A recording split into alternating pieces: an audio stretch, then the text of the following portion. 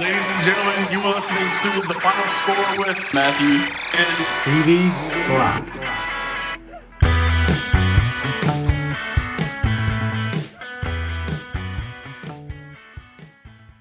Hey, this is UNC Tar Heel, Pete Chilcutt, and you're listening to The Final Score with Stevie Fly.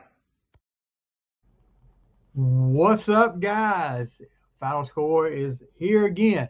Haven't done a weekly show in a while. We're going to get back on track with it. It's Monday morning, December 15th, and geez, is it cold. I heard some people talking about, well, hate to waste cold weather with snow, but guess what, guys? I've seen snow already twice before Christmas, before winter actually starts. I've seen enough snow. The older I get, it's pretty coming down, but doesn't need to stick around. But anyway, first of all, I want to say thank you guys for sticking with me. It's been some things going on in my life the last couple of years that has made me not really motivated to do the podcast, but now I feel like I'm back, and we're going to get this thing cranked back up. Big week of football, a lot of news in college and pro. Bad day for the NFL yesterday. A lot of injuries to some key players yesterday. Let me get my feet straight here. And NCAA, we had the Heisman Trophy. We've got the college football playoffs, and we've got an unfortunate event in college football that we'll talk a little bit about that too. But let's lead off with the big news yesterday in the NFL. 4 big injuries to key players. I guess the first, and it's all over the place. And I mean, I don't mean any harm, guys. I'm not a big Patrick Mahomes fan, but I don't want to see anybody get hurt. And I don't like seeing injuries. I mean, even the Ravens. There was a Ravens defensive player for his ACL yesterday that didn't get mentioned a lot, but Patrick Mahomes, if you haven't seen it, the loss to the Chargers yesterday towards ACL. Of course, he's out for the rest of the year, and depending on how bad it is, we'll see how the start of next year. He may be out for a few weeks of the regular season next year, depending on how bad it is and how his recovery goes. If he's like somebody like Adrian Peterson, maybe he'll be back, but he's got a long road ahead of him. And to no fault of his own, guys, this thing is really getting blown up. And I know Patrick Mahomes is one of the faces of the NFL right now, but the people out there talking about this is devastating for the NFL. No, it's not. It's not the first time anybody's tore ACL or key players towards ACL. Look at Tom Brady, 10 minutes into the first game of I forgot what season it was. Was it 2008? Tore his ACL in the first 10 minutes of the game. The NFL survived. So the NFL will survive after this. And taking nothing, and I'm not throwing shade at Mahomes. I'm throwing shade at some of these sports media guys that think the NFL, it's devastating for the NFL. Yeah, it's happened before, guys. There's been a lot of injuries. There's been a rash of injuries over a one-game period, a 1 week period that will NFL always gets over it. There's somebody waiting to step up. So, and I mean, you've got some big players still out there. I mean, you look at Josh Allen yesterday. Look at Matthew Stafford. NFL will be just fine without Patrick Mahomes for a little while. And this is the first of 4 big key injuries that happened yesterday. And we hope Mahomes comes back and as good as ever. Also, gosh knows, Michael Parsons gets the trade from the Cowboys like he wants. Playing, excuse me, I need to silence my phone. Playing against the Broncos in a big matchup. Broncos on a roll, and you see those non-contact injuries, guys, when a guy pulls up, especially when they hold their knee, and you pretty much can. You don't have to be a doctor to call it. Say it's probably an ACL. And his is. I don't think it's been confirmed yet or officially reported yet, but a lot of people saying he tore his ACL yesterday. So Michael Parsons out for the year, and who knows when he'll come back next year. I mean, that's the thing with these ACL injuries. can't just say, oh, he'll be back first and next year. You don't know that. You don't know when. Some people can be like a Rod Woodson. I forget his injury, but he did his first game of the season in '95 and came back and played in the Super Bowl that year against the Cowboys. And of course, Adrian Peterson defied all odds with his recovery. But Michael Parsons, his looked bad. So that's another big injury for the NFL. I mean, it's like I said, guys. Nobody is gonna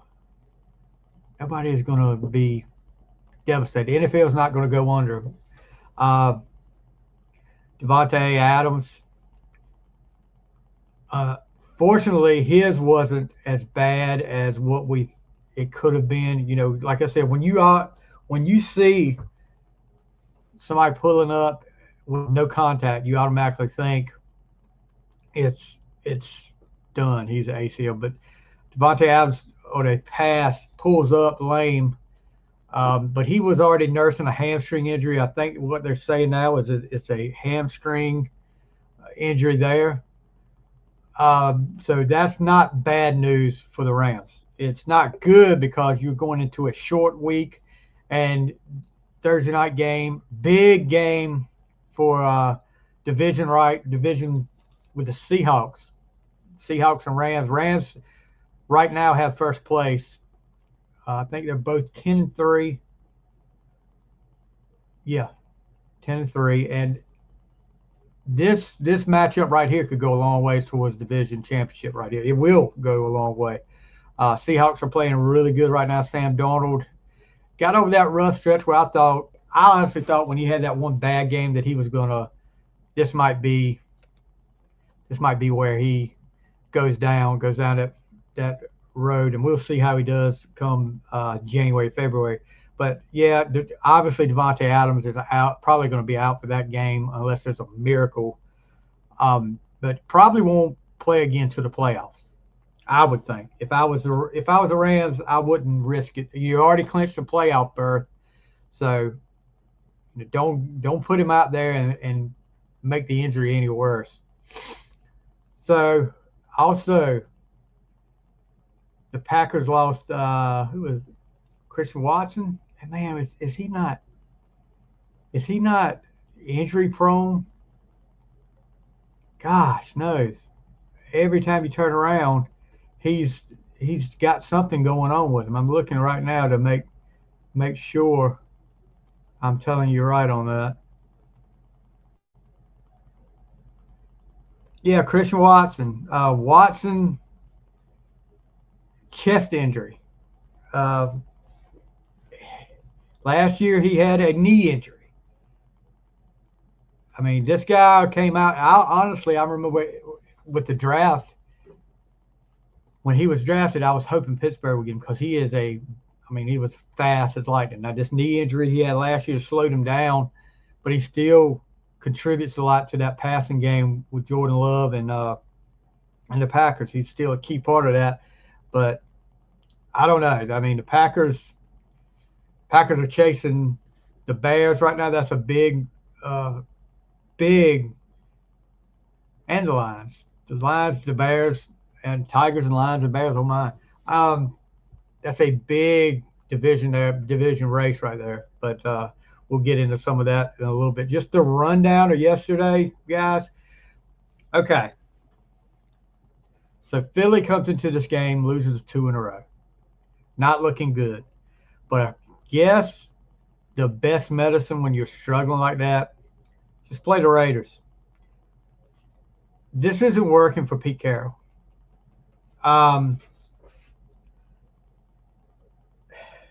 You thought when they hired Pete Carroll, well, this is a good move here. Pete Carroll, his job he did even in New England when he first came into the NFL, and then with the Seahawks, of course, his legendary years with the Seahawks. This will provide some much-needed stability to the coaching position in Las Vegas. I don't know. something's not right there, guys. Somebody, either the players aren't buying into it. He's lost. There's too much of an age gap because Pete Carroll is no spring chicken. I don't know if there's too much of an age gap there. Players don't buy into it.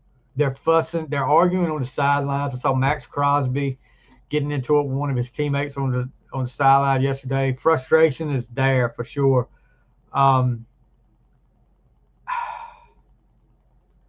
Does he come back next year? Does Pete Carroll come back next year?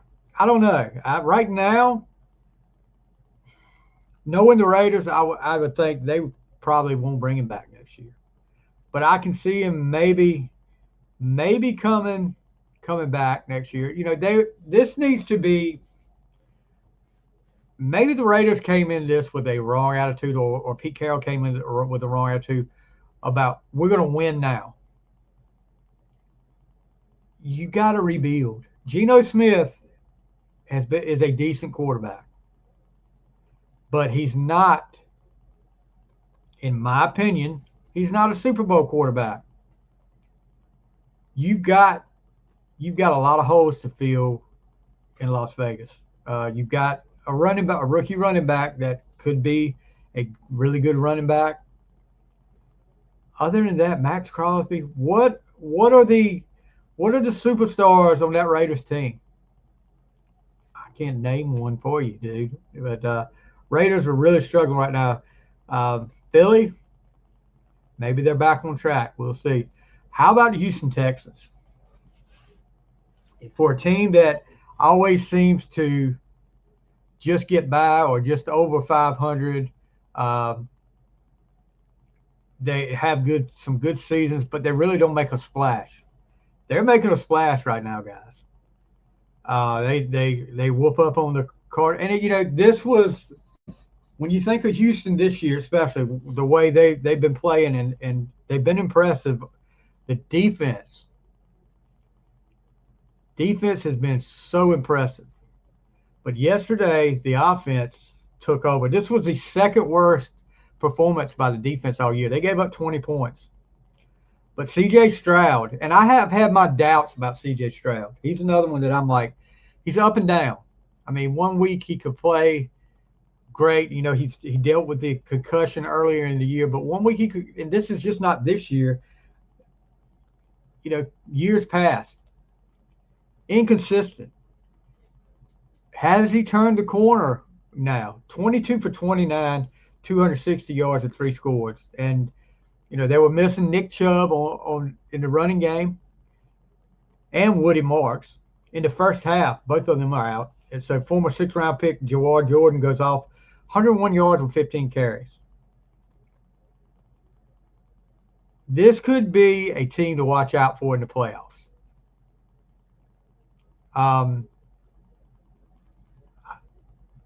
They've got to find a way to get over the hump. They are a first-round team, first round and go home. But they've got to find a way to get over the hump. Is this the year for D'Amico Ryans and the Texans to get over that first-round hump and make the next step upward?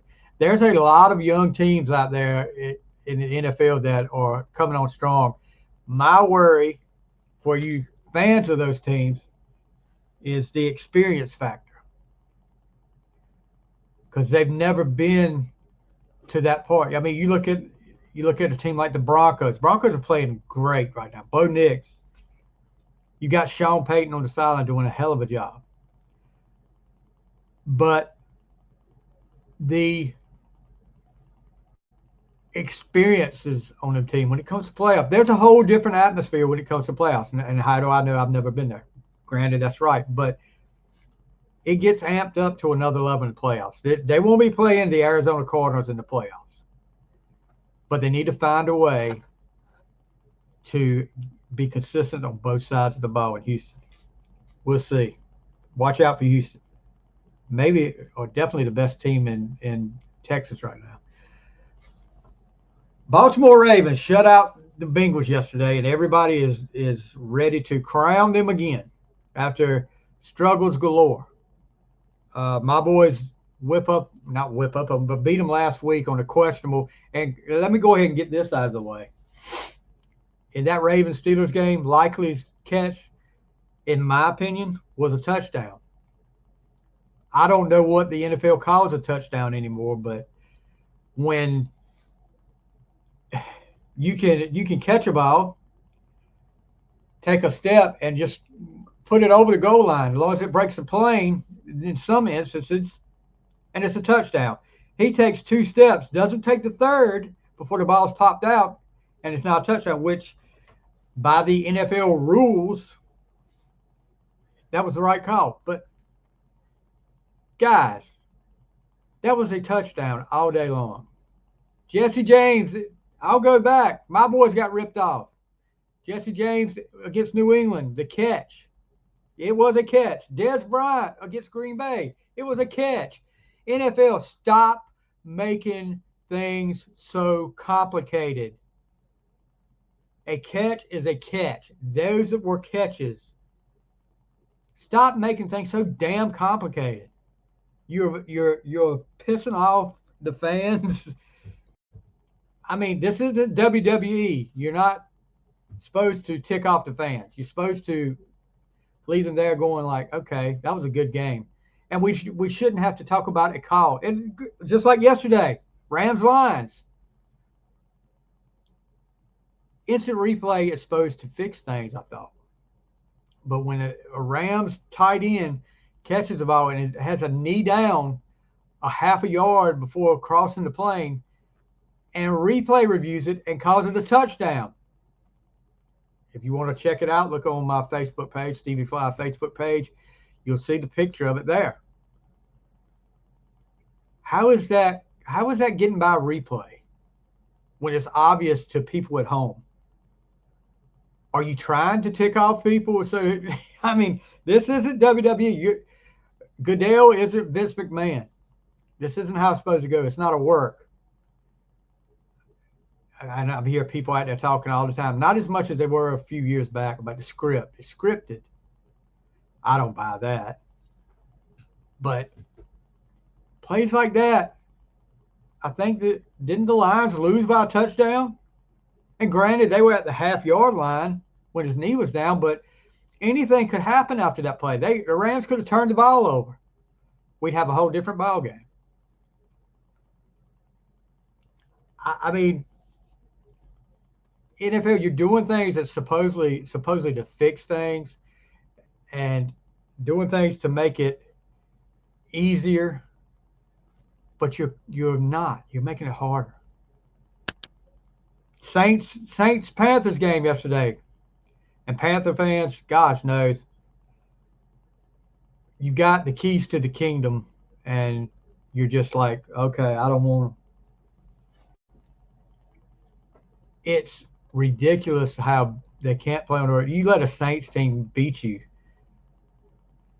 When you had Tampa lost Thursday night, you got the lead in the NFC South, and you could extend it with 2 games against Tampa coming up. You need every game, obviously. But anyway, the Saints quarterbacks, he pump fakes, he scrambles, and at the last minute slides. After the guy's already committed to making that tackle on him.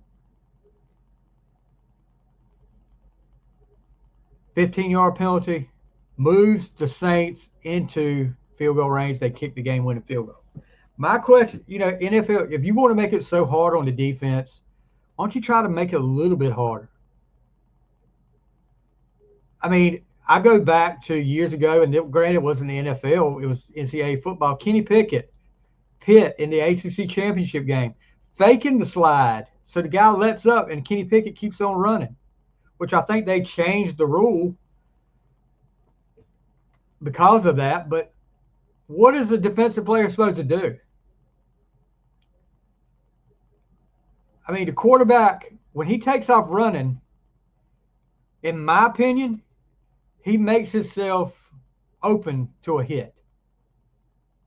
This isn't like, I mean, back in when I started watching football, quarterbacks had to play football too. And no offense to you quarterbacks out there, but I know they're trying to protect you. But what are you telling the other players? What are you telling running backs? If a running back slid like that and got hit, would you call a 15-yard penalty on that?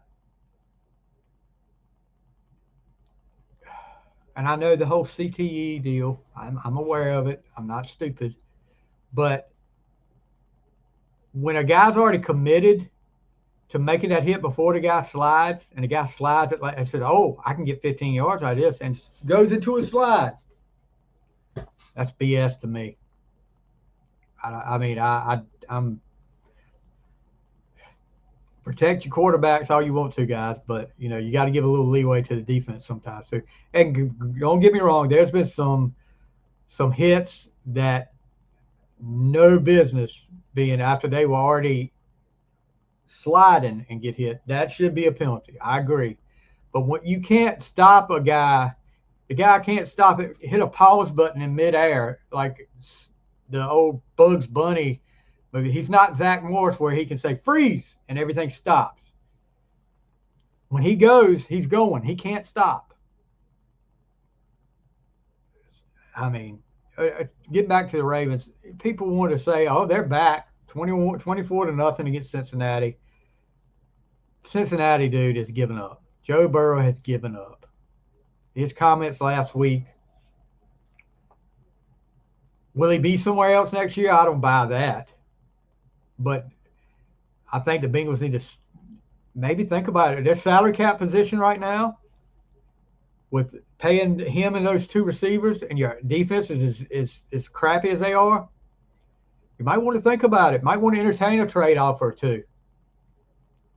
It can't get any worse than Cincinnati. You got Burrow there, which granted he's been injured, and when he came back for a few games, he was playing good. They beat the Ravens 32-14 on Thanksgiving night. But you can tell. I mean, Jamar Chase talking about after the game, he never thought he would have to motivate Joe Burrow.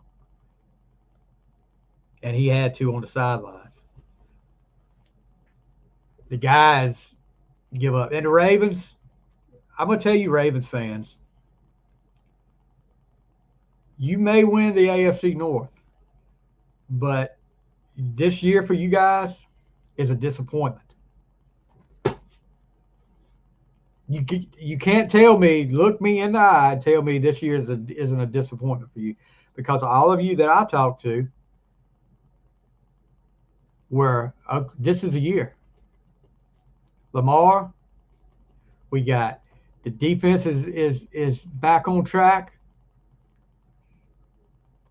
We got Derrick Henry. Yeah, we'll win the North easy. And depending on what happens in Pittsburgh tonight, which I'm not looking for, Pittsburgh win tonight. My boys play Dr. Jekyll and Mr. Hyde every other week, and this is a week to be Mr. Hyde. To have to eke out and barely win a struggling AFC North division, because it's coming down, of course, Cincinnati eliminated from the playoff contention after yesterday. It's coming down to Pittsburgh and Baltimore. Baltimore will probably win it. Pittsburgh has Miami tonight, which Miami's on a roll right now. They've got Detroit and Baltimore. So, yeah, I mean, it's a little bit tougher than what I see Baltimore playing, but we'll see about that. Trevor Lawrence, jeez, what the heck? What the heck, dude? Where you been? Jaguars on top of the AFC South. Liam Cohen. I mean, does anybody not like seeing Liam Cohen's celebration? I mean, I'm not a Jaguars fan, but guys, the enthusiastic celebration in the locker room after a win for him. Yeah, that's great. Trevor Lawrence, 6 total touchdowns he was responsible for yesterday. 330 yards, 5 touchdowns, and then 51 yards rushing and a touchdown. Granted, they were playing the Jets, another team that is just they're calling it in every week. I'm starting to think between the Jets and the Browns, I don't know which organization is the most dysfunctional in football. The Raiders are coming down that list a little bit. They're getting to that tier with them. But those two right now are the two most dysfunctional organizations in the NFL. Cleveland could screw up a 2-car funeral if you let them. I mean, and all you guys out there, and I'm going to hurt some feelings. I'm going to probably get some daggum comments on it that aren't great. All you guys out there that were ready to give Shador a gold jacket after that preseason game start, I'm glad I came back because I haven't really had a chance to address that. All you guys, after that preseason start, that were ready to crown Shador the next big thing, I reckon you were going to retire his jersey in Cleveland just like they did in Colorado for no good reason, except his dad was a coach. What are you saying now? Yes, somebody on on call. Somebody sends me a message. I guess it's the Cleveland fans listening.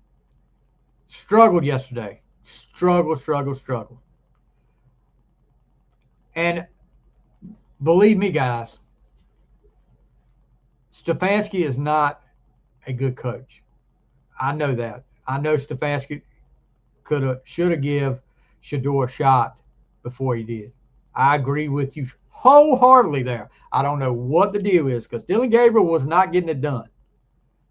And when you got a rookie that's not getting it done, you turn to somebody else. It's not their fault that the only ones on the roster at the time was Joe Flacco, 40-some-year-old Joe Flacco, who they traded to the Bengals and was lighting it up for a while. Maybe the Bengals need to go back to Burrow for a little while. You've got those two on the roster. You got Deshaun Watson, who was activated to practice. I don't think he'll play this year. He will not play this year. He won't make a difference if he does. I think he just needs to retire. It's not their fault. It's not Shador's fault. I'm not pointing blame at Shador. I'm just saying he struggles. He's a rookie. Don't try to put a gold jacket on Shador when he's just a rookie. Could he come out next year and be great? He could. Rookies are going to make mistakes. He struggled yesterday. His gold jacket is not being sized up right now. His jersey is not going up in Cleveland right now. Myles Garrett, I mean, that joker might need to get his retired. I think so. He's closing on that sack record. But don't. And the Jets, I just don't know what they're doing. They're, what is it, Aaron Glenn? I think he's in over his head, first-year coach. I think he's wishing he was back in Detroit right now, calling defense. But Jacksonville, well, that's what we were talking about, Jacksonville. We talk about Jacksonville and Houston, that AFC South. Jacksonville, Houston, and then you got a 44-year-old quarterback just started his first game in 4 years yesterday. And this is what kills me about you guys, some of you guys. I saw it this morning. Phillip Rivers, 44 years old, like I said, hadn't played in 4 years. And didn't do a bad job against a good Seahawks defense. Seahawks win the game on a field goal at the end. And they had a chance to get down the field. Rivers overthrew his target. It was intercepted. They lose by 1 point to the Seahawks. Seahawks are good. Seahawks are really good. They're tied for first with the Rams. Well, they're right behind the Rams. They've got the same record. You guys were up there talking. Some of you guys were up there talking about. He had the lowest amount of yardage, second lowest amount of yardage he's ever had in his career. Did you think he was going to come out there and throw for 400 yards? Come on, guys. Jeez. I mean, no. Be realistic about things. He threw a touchdown. He managed the game. He's not going to come out there and throw for 500 yards, 6 touchdowns in a freaking barn burner. Not his first game back. Who knows what he'll do after this? Will he even start? He's got to start next week because Colts don't have a quarterback, I don't think. Is Richardson going to get activated? What's the deal there, too? Where's Richardson? Have they just lost all faith in him? This guy's young. He's made mistakes. I mean, granted, he's not getting. He's been up and down, and for the most part, down here lately. He's lost his confidence. Daniel Jones gets brought in. That takes another blow to his confidence, which I can't blame the Colts for that. That's a lot of times when you want to bring a quarterback in to have a competition, and hopefully that'll pump the guy up to say, "Hey, I need to work harder." Sometimes it does, sometimes it doesn't, and obviously it didn't this time. Daniel Jones lit it up for a while, but he started coming back down, and unfortunately, another big injury in the NFL. But I'm sure the Colts will bring Daniel Jones back right there. But watch out for the Jacksonville Jaguars and the Houston Texans in the playoffs. Buffalo Bills. Yeah. I turned the games on yesterday. I had to go out and pick up a few things. And when I came back,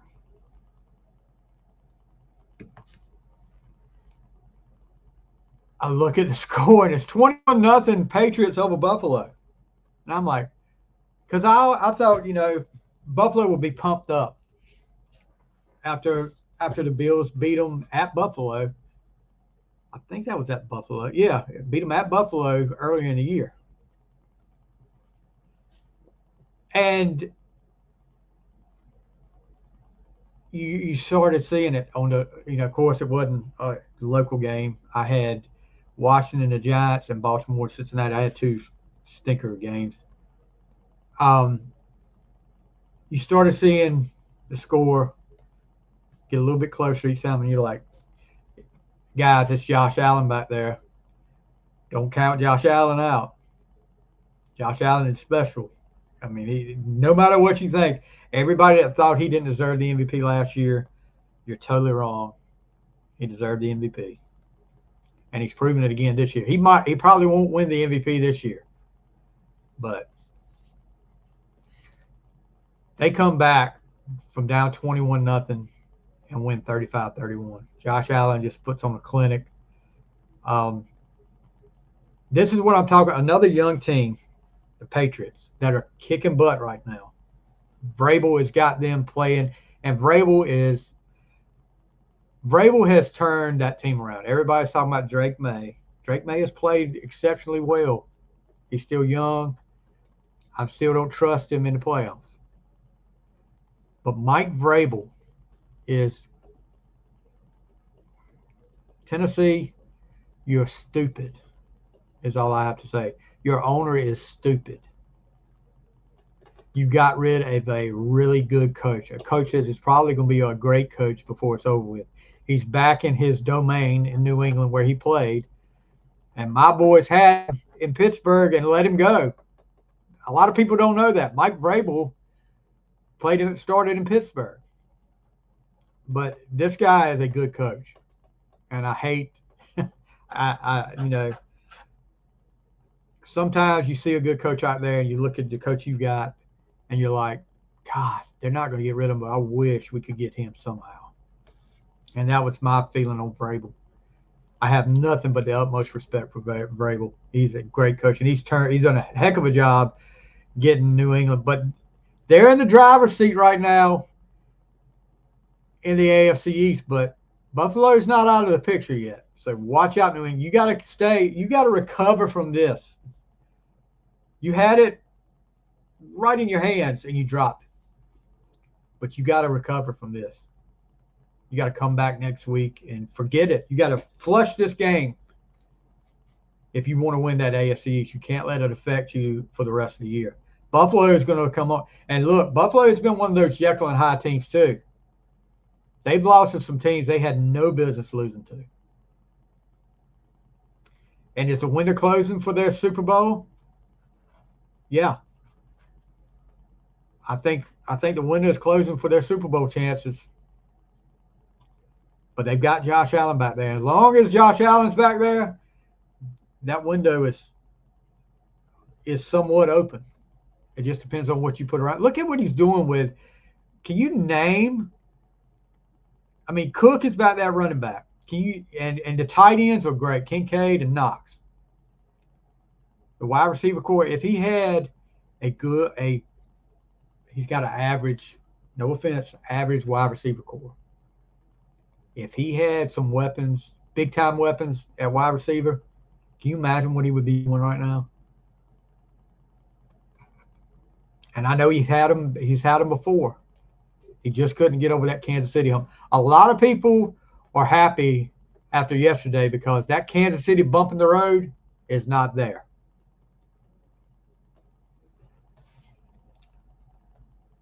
Let's see. Chiefs officially done. Sorry to all my Steve Wright. I'm sorry, bud, but that's the way it goes sometimes. And who knows if what the situation will be next year. Travis Kelce. Let me tell you something about Travis Kelce.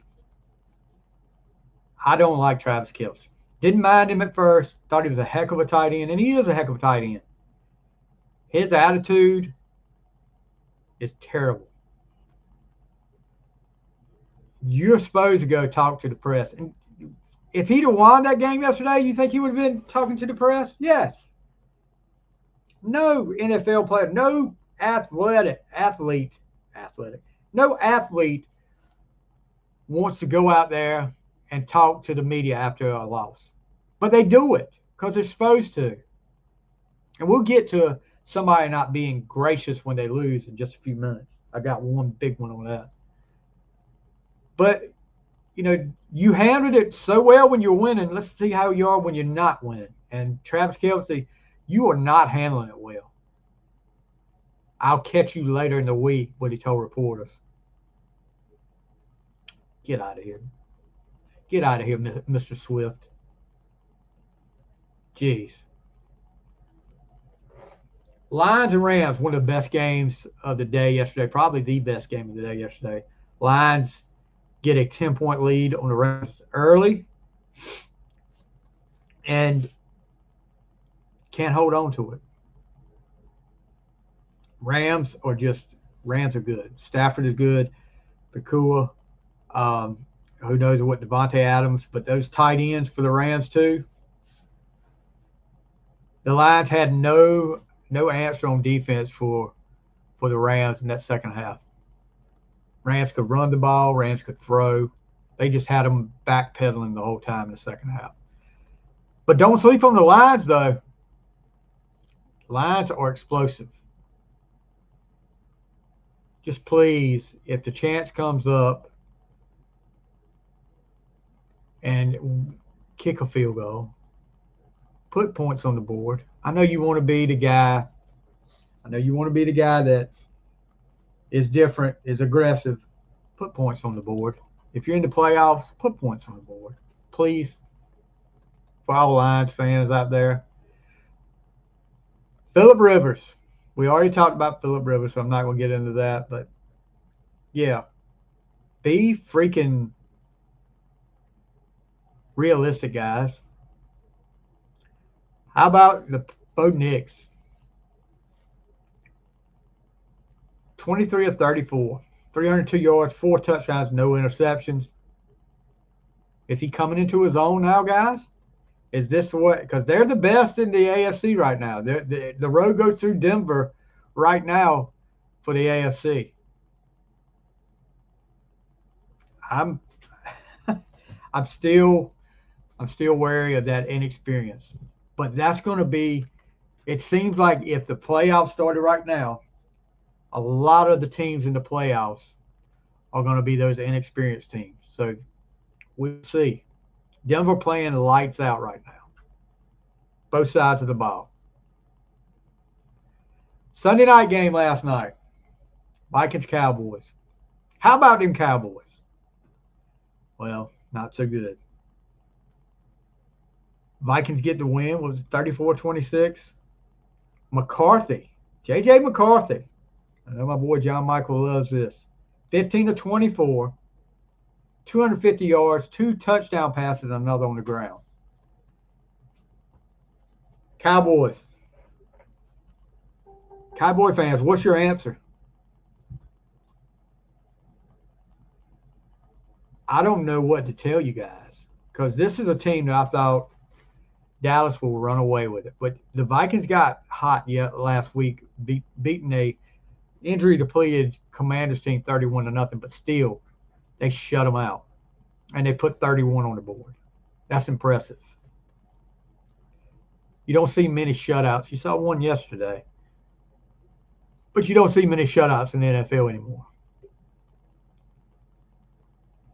And I'm gonna go on record right now. Cowboy fans, keep your eye on George Pickens. He's primed for a meltdown. Last 2 games have not been good games for George Pickens. And that's usually when he didn't catch many balls, and that's when he's primed for a meltdown. Believe me, I know. I'm a Steelers fan. I saw it. He's going to start. He might start pointing fingers. We can do it. I need the ball. I'm just saying. I may be wrong. I may be totally wrong. I hope I am. Pickens a hell of a player. But watch for that. And the Cowboys, your only playoff chance now, you gotta go. You gotta get a wild card. Is that out of the question? No, it's not out of the question. Anybody, but that tie game. I said it earlier in the year. That tie game is going to come back and haunt some people, and it may end up haunting the Cowboys more than it does the Packers. Looking at the scores, okay, Thursday night game, Atlanta beats Tampa Bay 29-28, despite 19 penalties from Atlanta. What is wrong with Tampa Bay? I made posts on social media about Tampa Bay maybe being one of the teams to beat the NFC, and ever since then, you've gone downhill. Baker Mayfield, wake up, buddy. I'm a Baker Mayfield fan through and through. I love Baker Mayfield. Wake up, buddy. Get him back on track. Sorry, Carolina fans, but I want to see Baker Mayfield play. I wouldn't mind see Carolina win the NFC South, but I just want to see him back on track. Commanders get a win over the Giants, 29-21. Mariota taking over for Daniels. Jackson Dart. I mean, it is what it is with these two teams. Both of these teams are injury-depleted teams right now. Some of their big weapons are out. It is what it is with these guys. They're not going to the playoffs. They're just playing for pride right now. But the Commanders get the win 29-21. We talked about the Eagles shutting out. We had 2 shutouts yesterday. Eagles shut out the Raiders 31-0. Ravens shut out the Bengals 24-0. Chicago Bears, another one of those young teams, guys, that you might need to watch out for. But they played Cleveland. 31-3 over Cleveland. Bears on top of the NFC North right now. Watch out for the Bears. Young team, another young team, guys. We talked about the Cardinals and the Texans. Texans beat them 40-20. Buffalo comes back and beats the Patriots 35-31. Chargers eliminate the Chiefs from the playoffs. Stay a little behind the Broncos right now. 16-13 over the Chiefs. Jaguars all over the Jets 48-20. We talked about the Colts and Seahawks. Seahawks win 18-16. 49ers. This is a team I'm puzzled by, guys. They're good. I mean, they are playing really good right now. But you don't think about them as being, unless you're a 49ers fan, nobody's really talking about them. And they played the Titans yesterday. But right now, San Francisco is 10-4. Look at the NFC West, guys. Rams 11-3, Seattle 11-3, San Francisco 10-4. Two teams won 4 in a row. The 49ers and the Seahawks have won 4 in a row. Rams have won 2 in a row after that loss to the Panthers. So, and right now, Tampa and Carolina are tied on top of the South, 7-7. Chicago, and Green Bay, you may lose the conference, your division, because of the tie too. 10-4, Chicago, Green Bay 9-4-1, Detroit 8-6, Philly 9-5. NFC East, I thought was going to be a barn burner of a league this year, and it's not. It's terrible. Philly's 9-5. Going to the AFC, New England with a game over Buffalo, 11-3. Buffalo's 10-4. Pittsburgh 7-6 going into tonight's game.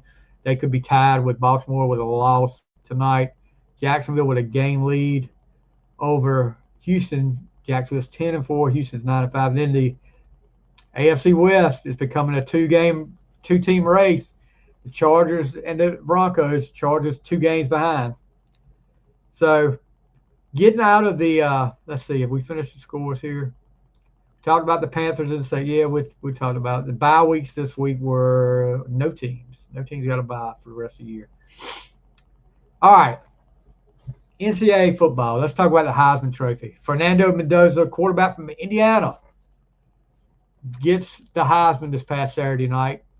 Well deserved. I mean, he threw 14 touchdowns his first 4 games. Finished with 33 on the season. Threw for 2,980 yards and 71% completion ratio.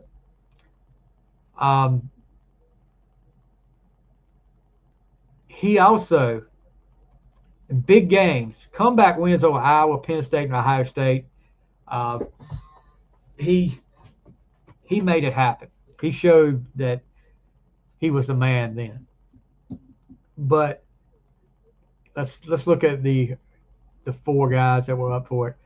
Mendoza finishes with 2,362 points. First place vote, 643. Diego Pavia, 189 first place votes, 1,435. Jeremiah Love, 46 first place votes, 719 points. Julian Sayin, 8 first place votes and 432 points. Congratulations to Mendoza. He deserved it, no doubt. But one player thought he didn't deserve it. And that's a little turd, Diego Pavia. I'm really starting to not like this guy. Talking about being disrespectful. He made comments after the game about Indiana. He went out on the town, probably drunk. And when you get alcohol mixed in with a reporter's microphone, it's a bad combination, guys. Diego made the comment, F the Heisman voters and screw Indiana.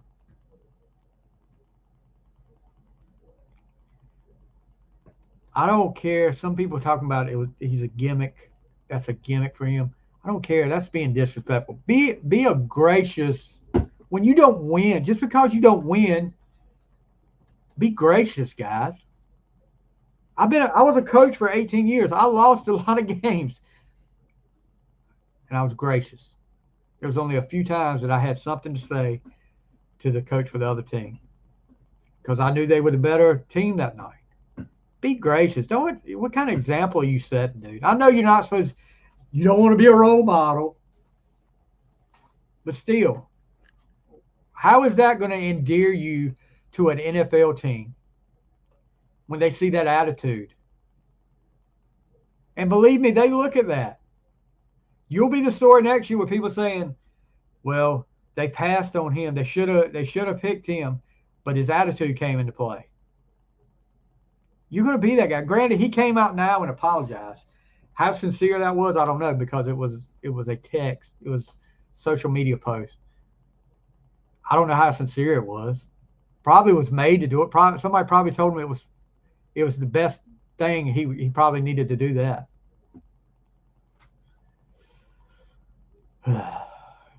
Sometimes, guys, drives me crazy. On to another really bad situation in Michigan. How does it get worse in Michigan? Sign stealing, all the controversy with Harbaugh, what went on there. Harbaugh gone. I mean, he wasn't fired. He left because he knew stuff was about to go down. Sharon Moore dismissed, fired as Michigan head coach last week after an investigation found out that he had a relationship with a staffer. You cannot do that, guys. I guess Michigan's got that in his contract. You could not have a relationship with somebody on your staff. Not to mention, you're married, got 3 kids.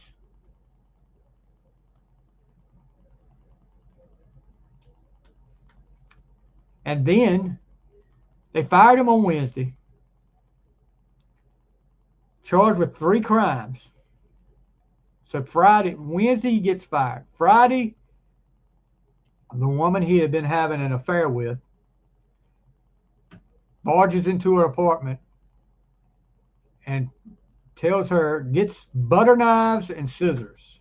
But this is coming straight from the investigation. I'm reading this right now. And says he's going to kill himself and blood was on her hands. You've ruined my life. No. Yeah, she had a part in it. You ruined your own life, dude. You made that choice. It was going on for a number of years. I'm going to kill myself. I'm going to make you watch. My blood is on your hands. You've ruined my life. So he's charged with felony home invasion and stalking. Pleaded not guilty, out on a $25,000 bond. And there's actually, Michigan has expanded their investigation. What else they'll find, I don't know. But this is so troubling, so sad. When I say this, guys, I don't want to come off as harsh. I don't feel sorry for him. I don't feel sorry for the little girl he had the affair with. I feel sorry for his wife and his 3 kids. Because when you make choices like that, it doesn't just affect you guys. It affects so many other people when it comes out. So many other people. Now, Michigan is set to play Texas in the Citrus Bowl December 31st. Biff Poggi, he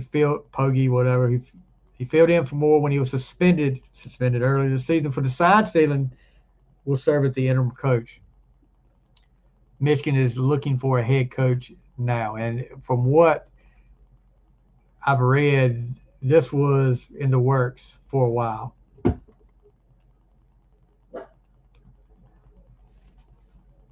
You know, this seems after, because I was arguing with people about the college football playoffs, who should be in. That seems minute compared to this, guys.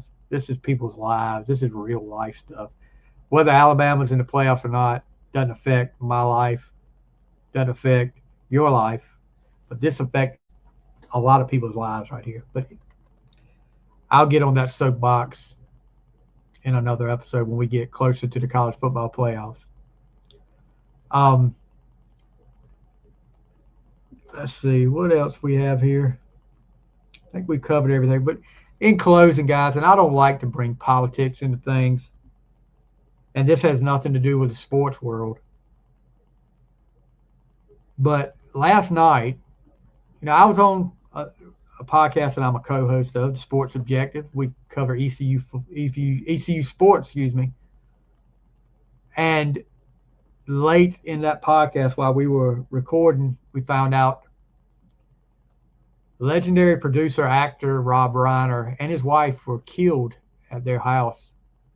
They were stabbed to death. And I don't know if it's, I'm not going to even get into what the rumor is, who did it or what, but wake up this morning and, you know, Rob Reiner was not a supporter of Trump. I don't agree with a lot of the things Rob Reiner said. And that's fine. I mean, people disagree all the time. But guys, this guy just and his wife just lost their lives tragically. And from what I'm hearing, very, very sad the situation of what happened. It's very sad. I'm just I can't imagine. Do not bring politics into that. Be a human. Be humane. The guy's dead. The guy just lost his life. His family is grieving. This is not the time to say good riddance to him because he didn't agree with me, or this isn't the time to throw shade at leaders of the nation because he's gone. He didn't agree with those guys, with the leader of this nation, with Donald Trump. And I don't like doing politics, guys. I really don't. But come on. Be better, guys. Be better. And I'm going to leave you with this. I want to take my hat off. I'm not going to take my hat off to WWE superstar, legendary superstar John Cena, who wrestled his last match Saturday night's main event against Gunther. Cena ends up losing, which is the tradition of wrestling, guys. The greats, they lose on their way out. But the way he lost, dude, not a fan of. WWE, you screwed it up. And if you want to check it out, we did a watch along. Me and my buddy Kyle from LaGrange Barber did a watch along Saturday night, and I'll have that up. But we have a clip of me and Kyle's reaction to when he tapped out, and it's so great. I'm glad it got caught the way it did. But hats off to John Cena. You have gave us some entertainment. You made my daughter a wrestling fan. My daughter had a picture up. She had the hat. She had the dog tag. She had everything. Cena was one of her favorites, and she was ticked off Saturday night. She's 21 years old now, but she was still ticked off about Cena. All right, guys. Like I said, thank you, and I hope you guys will welcome me back. And I apologize for the absence, but hopefully now we're going to be doing this every week, and may do some live stuff. Who knows? But you guys have a great week, and I love saying this again. We'll see you next week on the Final Score.